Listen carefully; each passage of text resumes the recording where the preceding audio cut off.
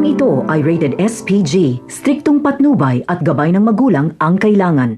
Para kay Miguelito ay tagumpay ang naging bakbakan dahil napatay niya ang kapatid ni Tanggol.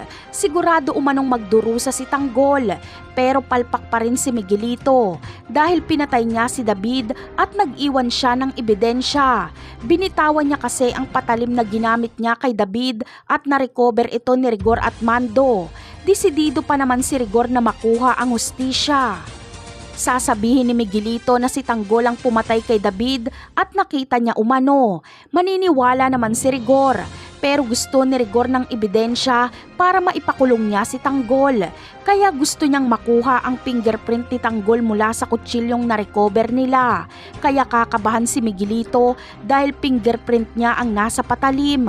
Pero hindi papayag si Colonel Romero na gamitin ni Rigor ang patalim. Wawalain niya ito. Samantala, sisiguraduhin ng mga gerero na hindi malalaman ni Rigor na si Miguelito ang pumatay kay David, kaya maglilinis sila ng ebidensya at testigo.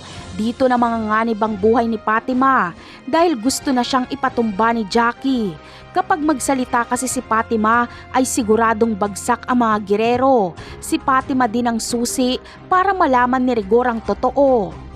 Kaya kapag magsarili ng imbestigasyon itong si Rigor at kinausap niya si Fatima, ay sasabihin ni Fatima na si Miguelito ang pumatay kay David. Kailangan niya nang magsalita bago pa mahuli ang lahat dahil alam ni Fatima na papatahimikin siya ng mga gerero. Ano kaya ang gagawin ni Rigor kay Miguelito? Siguradong magwawala siya sa galit at wala siyang pakialam kahit congressman pa ito. Itutumba niya si Miguelito. Napakarami pa nating dapat abangan sa mga susunod na episode. Paalam!